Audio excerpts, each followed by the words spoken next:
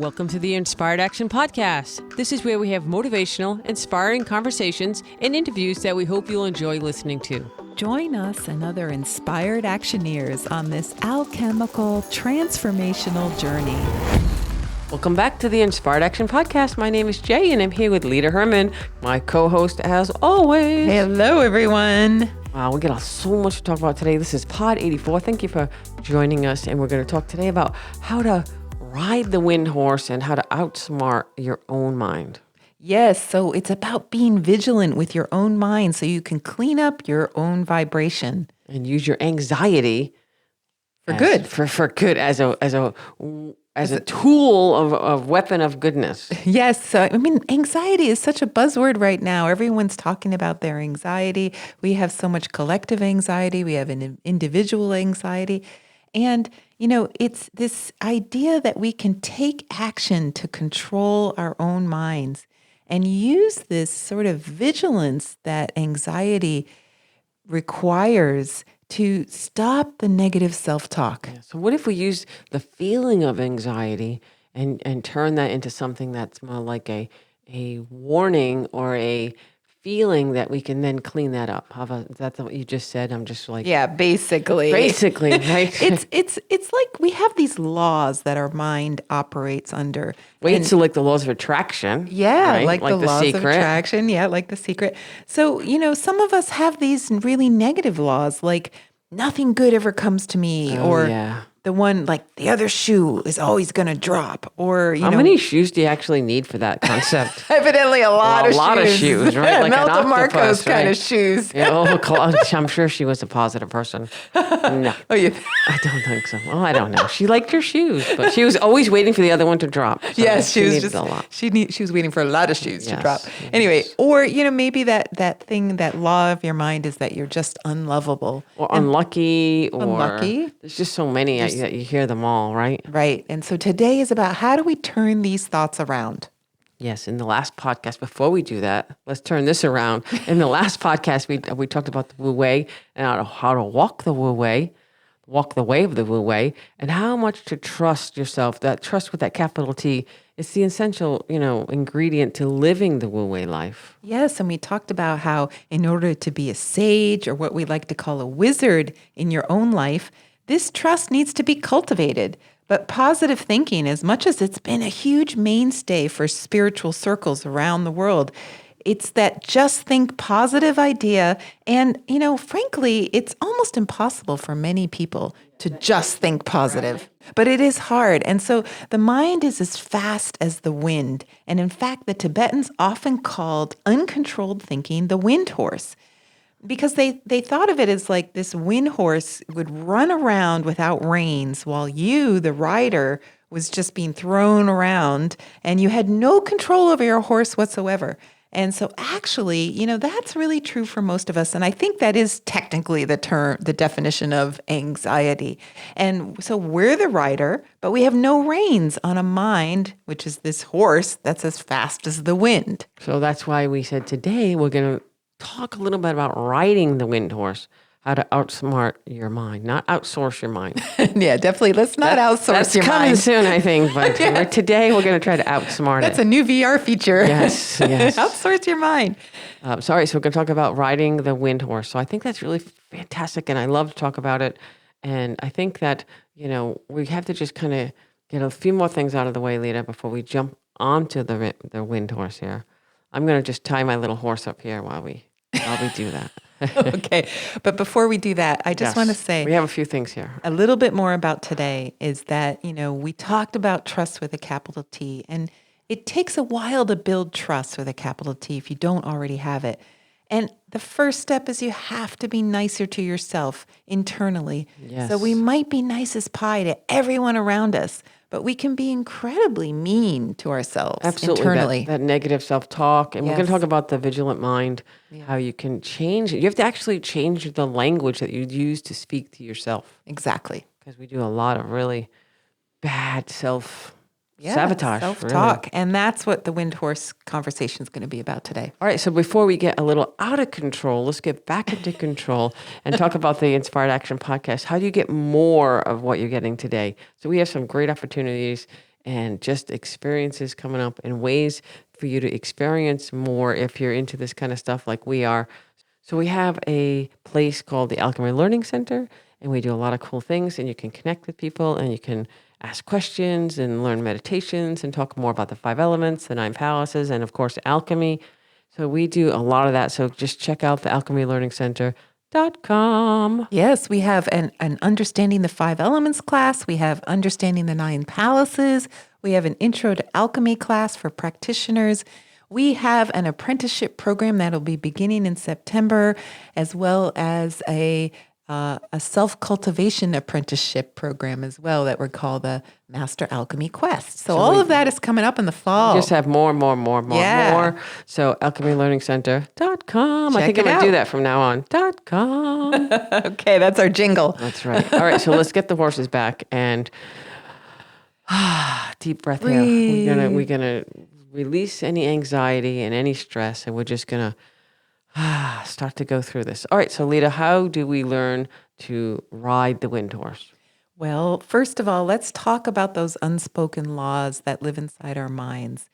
Everyone's thought patterns are different, and these belief systems that we talked about in the last few podcasts, we talked about trying to let them go. And we just wanted to have this podcast before we proceed on. Actually, our next several podcasts are about actually doing alchemy. But before we begin that, we have such aggressive minds. They're just fast-moving minds. And these days, partially it's because our minds are so overstimulated with media and our smartphones. And just, we're overloaded with TV and videos and electronic stimulus all the time. There's so many more options than what you just mentioned. We're just being assaulted literally like 24 hours a day. Yeah. Something is trying to get our attention. The average person is exposed and subjected to so many ads every day, so much stuff. Yes, I Googled it, Lita. 5 to 10,000 ads a day. Oh my God. 5 to 10,000 ads. Think about it, a day. That's insane. And this particular figure said it has doubled since 2017. Oh so my God. Just in 4 years. Oh my God. So if you're on any kind of media, even for a little bit of time, or you're just like going through your day connected in any way, you're being exposed. So your mind is being overstimulated. And now we have whole generations who know no other reality than being bombarded 24/7 with this fast-paced life. Anyone who has ever felt the pull of scrolling TikTok or Snapchat or Instagram or Facebook, or there's probably on Reddit, there's whole people who love to just go for hours on Reddit into groups. I mean, I'm sure there's literally thousands and thousands of things that are just begging for our eyeballs to stare at and to interact in some way, or not to interact, just that little thumb, that little hit of adrenaline pushing the heart or scrolling it up. So they're trying to get our minds to do things that we actually don't want to do. Correct. Because how many times have you spent hours on TikTok or Instagram, and then suddenly you said, wait, I didn't even want to do that. Yeah, I call it going down the rabbit hole. Yes. Yeah. So, addiction is nothing new. Humanity's suffered from addictions since probably the dawn of time, but definitely for hundreds and if not thousands of years. And every generation has a new set of addictions. This is just adding to the old list. So, we thought we'd be concerned. Can you imagine 100 years ago if people were worried about being, about media, too much media? I'm addicted to that newspaper that comes to my door every day, and 24 hours later, I get another one. Honey, you have to stop reading that newspaper. You're just so addicted to it. That's what's going on in the world. I have to stay informed. My father actually, he's in his 80s, and the other day he said, so he remembers this, all the time. He said, I'm going to check the weather in the newspaper tomorrow and let you know if it's going to rain. Yes, he actually owns an iPhone, but he totally forgot that his iPhone can instantly gratify his need to know the weather anywhere in the world at any time for any projected amount of time. You can know in literally 10 seconds on your iPhone. But let's get the newspaper out. That's how his mind works. Yes, down the road. That's how it's been for many years in his life. Right. So today, if you're addicted to the news, for example, there's no paper involved at all. You just, your eyeballs are just stuck in a device all the time. Yeah, we're living in the time when you can literally find out anything in the world at any time. If you have any question, just Google it. But we're not just talking about addictions in this podcast, which we've discussed, several times in earlier seasons. Whether you believe you have an addiction to media or not, the better question really today to ask is, are your thoughts clean and clear? And I also like to add to that, are they protected? Are they your own thoughts? Or are good you point. being guided and prompted to laugh, smile, thumbs up, thumbs down? I like that. I don't like that. What's the originality of your own thoughts? Do you even have them anymore? Yeah. So what do we mean by clean and clear thoughts? Well, I would say that a huge percentage of humans on this planet have thoughts that are self-blaming, Yes. self-shaming, Yes. and even self-harming. Of course. Yeah. And if a parent calls a child an effing idiot, What? that's Beep. beep. That's clearly child abuse. But if your mind calls yourself something along those lines, I mean, even if you don't like to swear and you just call yourself a stupid idiot, your mind doesn't. What is that? What is your mind here? Stupid idiot. Yeah. Okay. It's not saying, oh, I understand you're making fun of yourself or calling yourself a name, but in reality, you are a special person and you're smart and kind and loving. No, it hears stupid idiot. So you start to hear that story being told over and over and over. And guess what? Whatever story you're telling, your body and your mind is going to believe it. Yeah. So that means that your language to yourself is not clean and clear. Even if you're nice to others, you're not being nice to yourself. And, I think it might be unrealistic to think that you can do it literally 24/7, 100% of the time. But if you can start to work on these big things that could be like landmines Yeah. in your habits and the way you perceive yourself, then you can really get clean and clear. And it means that you've got a mind that needs to know who's boss. You've got that wind horse mind and you're the rider, but you're supposed to be the boss. But you need to take back control of that mind. So we're going to go through some steps today to how to outsmart your mind. Outsmart it, not outsource it. it. All right. So the first step. Embracing gentleness. Yes. So the first step is about making friends with your mind. Your mind is trying to help you, whether it's being nice about it or not. It could be very mean. Like I said, it could be self-blaming and it could be self-harming. But it's really just trying to survive. We are all fundamentally trying to survive. So your brain will tell you what you need to hear to survive. Yes. And in order to get your mind under control, it doesn't mean you have to abuse it back. Like you don't have to be mean to it to get back control.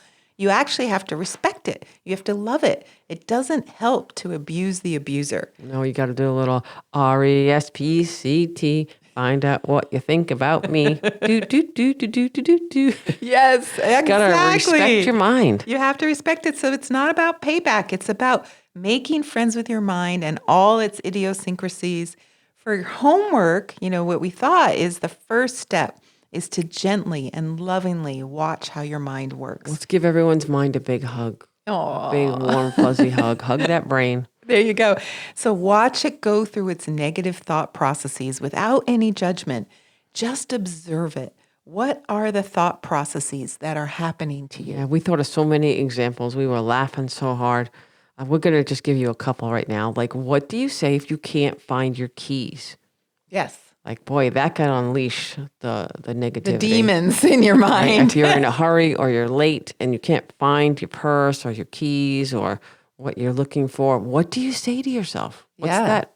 what's the language? Yeah, how Okay? negative is it? Is it just, oh, I'm late, I'm, no big deal? Or is it, you stupid idiot, you can't even keep track of your own keys? You're going to get fired again. You're so irresponsible. You're this, you're that. I mean, wow, just went off on that one for a long time. So think about, what would you say or what do you say when something like a small obstacle or something happens? Do you blow it up? Do you just attack yourself or do you just go with the flow?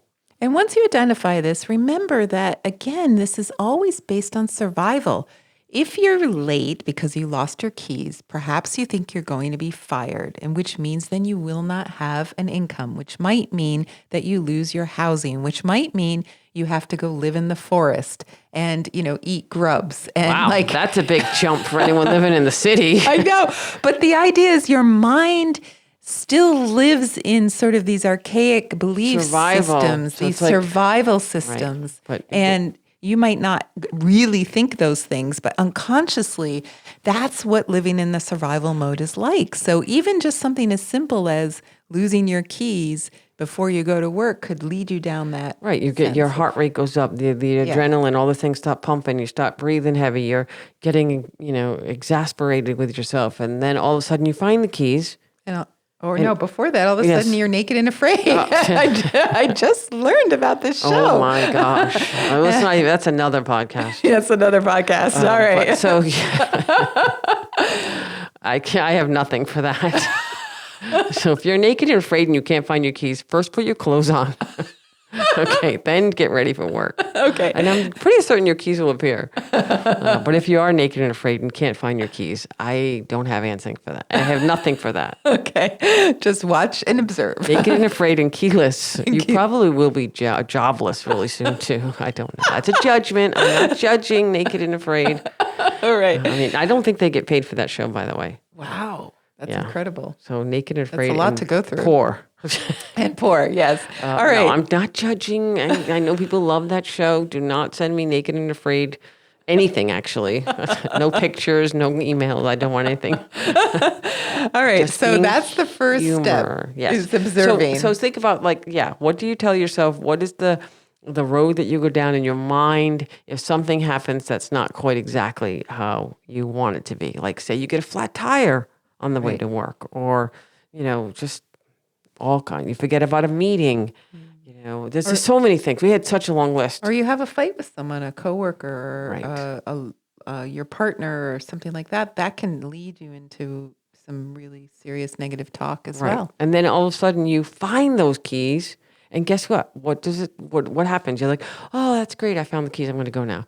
All of that energy, all of that talk, all of that, words to yourself, your brain doesn't quite instantly forget it. Right. So how do you unwind from that? Yes. And be kind and be gentle. Right. So that's the first step. Just be aware of what triggers you, what gets you going down the road of not being nice to yourself. All right. So that's step one. Now, step two is what we call false premises. So once you start having this relationship with your mind that's more positive in that you're being gentle with yourself, you can start to understand the mechanism of survival and protection, which means you can begin to identify the false premises that your mind operates under. And some of these are kind of deep and could go back to childhood, or it could be like something that triggers you. We've talked about this in other podcasts. A lot of triggers do go back to childhood. And, some of them are really sad. Like, your father left when you were a kid. So maybe you were 8. Therefore, ever since then, you believe everyone in life is going to leave you in the end. Or that it was your fault. Yes. Or that you made him leave. Or they leave. Whatever. Yes. So your mind created these laws or these rules, and, they're just based on false premises. What we don't know, maybe your dad had a really good reason to leave that had nothing to do with you. Well, I think most of these in childhood, as a child, you don't know what's going on with the adults. Right. You just have a child's point of view. And, there could be a perfectly good explanation why an adult needs to do what they need to do that a child never understands. So the false premise just appears, and then you operate under that false premise in every aspect of your life. You kind of build a whole, what's that? The Jenga.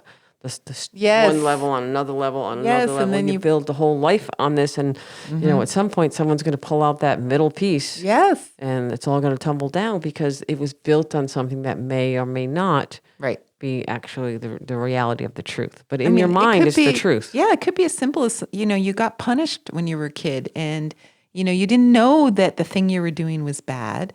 And so the result is every time someone criticizes you, you feel indignant and betrayed. Yeah, that happens a lot. That's another false premise. You have to protect yourself constantly from criticism, or you believe that then you'll be falsely punished. So it's a pretty strong trigger for people that have created these false premises. So again, this is some deeper work that we're talking about. So for the homework for this is just to start to look at what, again, triggers you. What are you telling yourself? Yeah. And use the keys.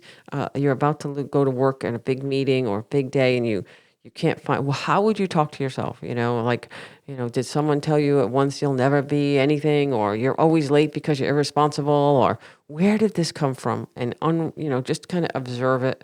And identify it. And identify it. And then you can start to say, well, you know what? I am responsible. I am a nice person. I'm not what this person had put into my brain. Yeah, because that's the next step. The next step in this homework assignment is take it one step further, because once you understand that any thought that causes you pain or suffering is probably based on a false premise, now you can look at your current life and where you're experiencing pain and suffering, and that'll help you find those false premises.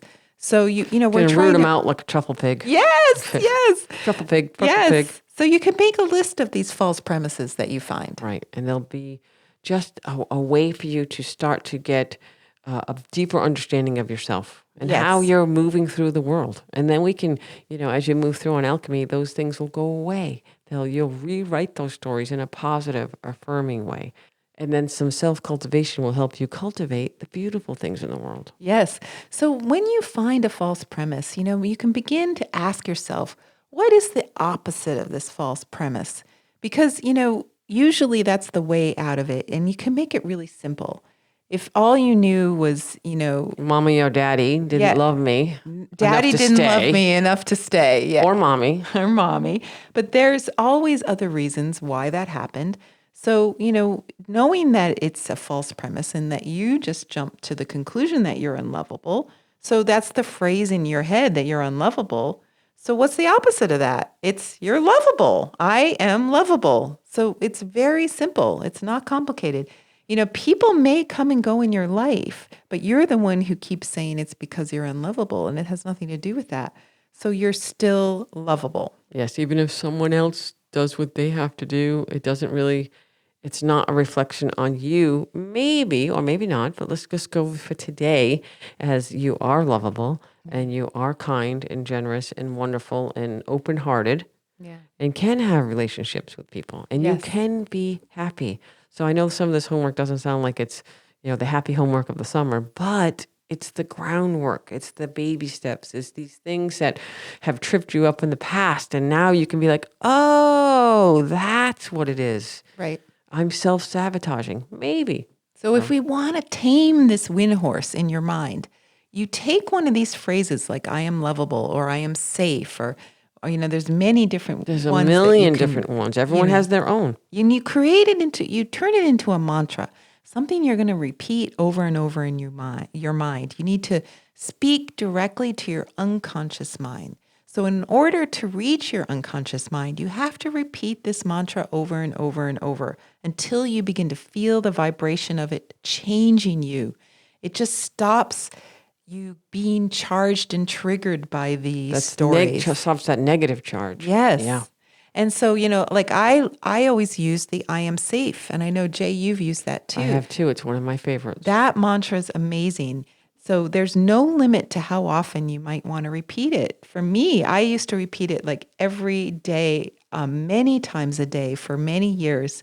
The theory is it needs to be repeated for at least a minute or so at a time, up to, like saying it 20 times in a row. You could say it in your mind. You don't have to say it out loud. You can say it to yourself inside. You could also write it down. I had mine on Post-its, and then I would have them all over the place. Yes. In my car or on my notebook or on the mirror. Yeah, and what you're doing by repeating it over and over again is you're drowning out that negativity that's in your mind enough so that something else, something more positive can take hold.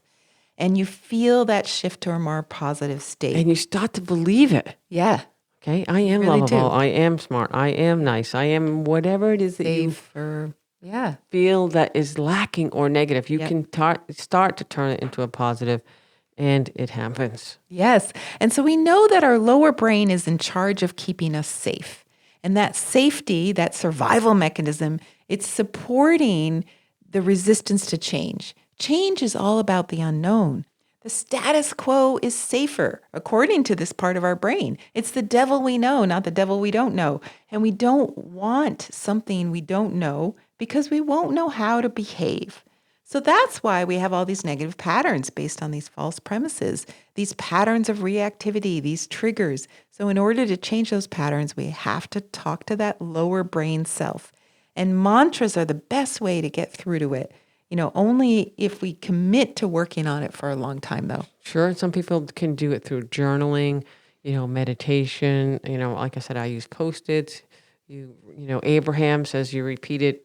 I can't remember how many times. 20 times 20 or something like times, that. 17 times, 20. I don't, whatever 17 works maybe, for you. yeah. Whatever works for you to shift that perspective. We're talking about a perspective shift. And it might be many things that you have been told over the years that you are or are not. Yeah. So if you feel like you're lacking or you're, not living up to how you feel on the inside, these are the things that you can start to shift. And Or it takes time. a really good one that I've used for many years is I am in perfect health.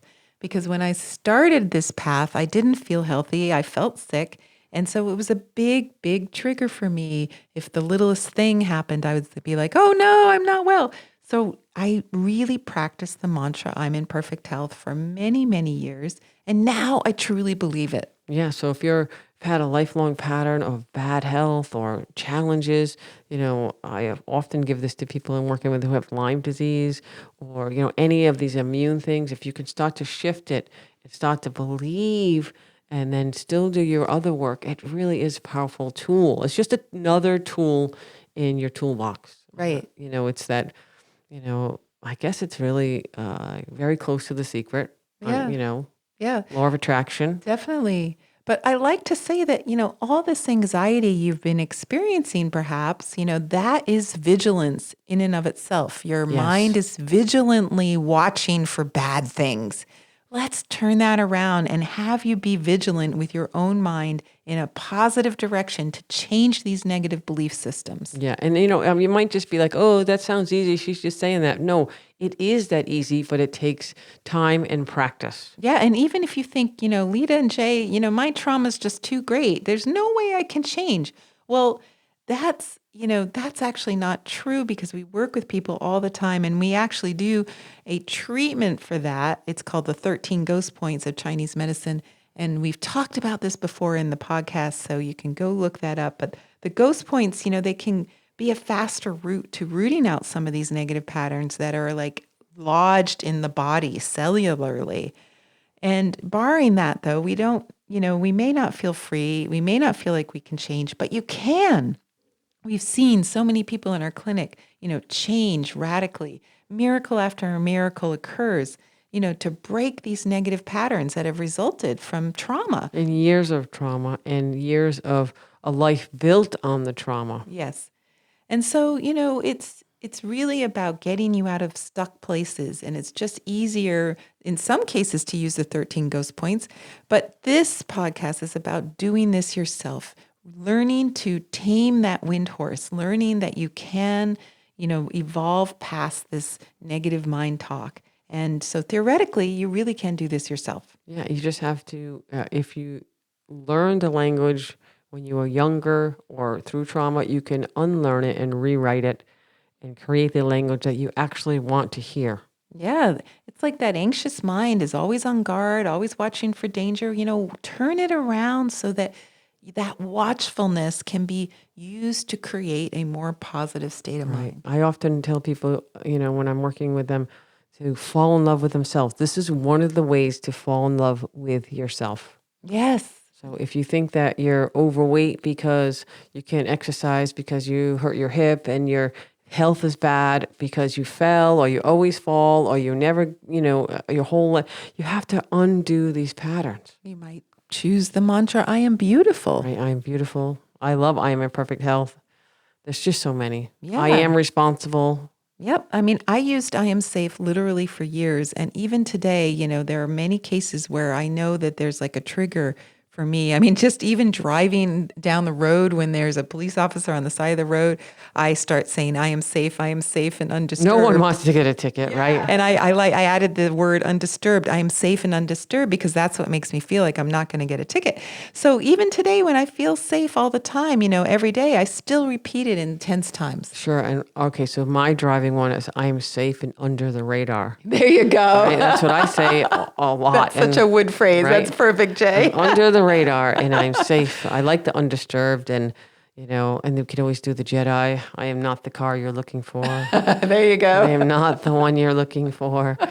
So you could do a little Jedi mind. So in other words, instead of thinking your mind is this bad thing, it's anxious all the time, Let's turn it around. Let's turn it around. Your mind is powerful. It's powerfully attentive to what's going on around you. And, we're going to have you harness that power. So, let's say you're going to put some reins on that wind horse, tame that wind horse, and use it powerfully for your own benefit. Use it to create the feeling of safety, the feeling of loving yourself, the feeling of joy. That's what we've been seeking. But this anxiety might have prevented us from feeling that. Yeah, and as you start to uncover these layers that are there, it will get better. It will get easier. Life can be fun. Let's start with a little bit of the homework for a mantra. How does someone start and pick a mantra, Lita? Right. So first you're going to be gentle with yourself and observe yourself, and you're going to figure out one of those false premises. And then you choose your mantra, which is like the opposite of the false premise. You start with that. So if you feel unlovable, then maybe it's I am lovable. If you feel unsafe, maybe it's I am safe. Yes. If you feel poor, maybe it's I am abundant. I am wealthy. I'm wealthy. I have more than enough. Right. Or if you feel unhealthy, maybe it's that you're in perfect health. So all of these, you can go on and on. Actually, I was thinking as we were talking about this earlier, you could just go through the 9 palaces. Yes. Okay, and dive into those. Yes, I'm certain that you will have some that pop out. Relationship, wealth, health. Yeah. I mean, they're all in that list. So you create this phrase for yourself that resonates with you. No one else can give you that phrase. Only you know whether it's going to work for you. So, normally your mind doesn't listen, but if you repeat it over and over and over, it does start to listen. And the feeling you will feel is relief. That's nice. when you know you have the right mantra. Right. And so you can maybe sit quietly, light some incense. You could have a notepad or some Post-its. I like the Post-its. Do they still make Post-its? I think so, right? Yes. Index cards. Index How about cards. that? I love my index cards. So you could, set up the stage, maybe grab one of your crystals or your rock or your favorite mala or anything. It doesn't matter. Just get a quiet space, and let yourself talk nice, be nice, feel nice with yourself. And once it starts to work, take that mantra into your life all day long. Yes. I literally repeated, I am safe, every moment I could possibly think of it for years because I felt so unsafe.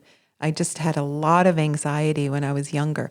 And so I would say I'm safe maybe hundreds of times a day. Yeah. You can also say, my partner's safe, my car is safe, my dog is safe, my house is safe. And go through all the things that maybe be like, oh, did I turn the stove off? The house is safe. The car is safe. Did I unleave the window? Anything that causes you stress or gets you on that, negative self-talk, just put it on the list. Basically, you're drowning out that negative thinking. Right. So that's a great place to do. Let's not leave on the drowning note. Yes. You're celebrating. Yes, we're celebrating. And I wanted to just say that we're really excited about our next podcast. All this work that we've been doing in these recent podcasts and this work on getting everyone to have a willingness to change some negative patterns, we're now going to embark on the road to alchemy.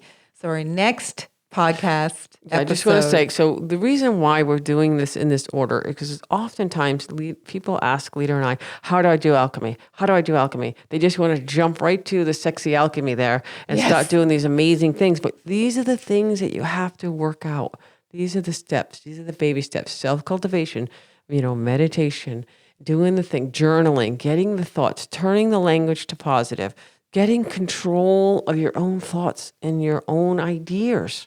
Yes, taming the wind horse. Taming the wind horse. And maybe, finding things to do with your time other than anti-social media or device or, unless, of course, you're listening to the podcast. Then we give you a pass. One exception. But find a way, this could be a treat or a reward to listen to a podcast when you're out walking. Or don't do meditations while you're walking or driving. But no, so the whole idea of this is we're laying out what we think is the path. And you can also check out our book, Through the Mystery Gate, which talks about this in quite detail. But we are trying to do this a la podcast style. So that's why we're going through these baby steps. And it really is where I started. And this is how I learned how to do it. And it sometimes it's painful, sometimes it's traumatic, but there is the light at the end of the tunnel. And we're going to talk in the next episode about alchemy. So Alchemy. we're really going to start to dive into it. What exactly is the road of alchemy? That's coming up next. Yeah. So, all right. So thanks for joining us today, and we will see you on the next podcast. Okay. We won't actually see you, but you'll hear us and we'll know that you're listening There you go. on the next podcast. All right. Thank you. Thank you. Bye. You've been listening to the Inspired Action Podcast, and you've reached the end. Woohoo! Why not celebrate a little bit and click that subscribe button right there? We love having you with us on this journey, and we want it to continue. You can also rate and review this podcast. And if you have already, thank you so much. We read all reviews, and your reviews help other people find this podcast as well. You can also be a part of this podcast yourself by submitting a voice recording message and emailing it to us at lita@inspiredactionpodcast.com or jay@inspiredactionpodcast.com. And if you want, you can join our Facebook group or follow us on Instagram. Join us next week for another Inspired Action conversation. And thank you for listening. Thanks for listening, and remember to hug the dog.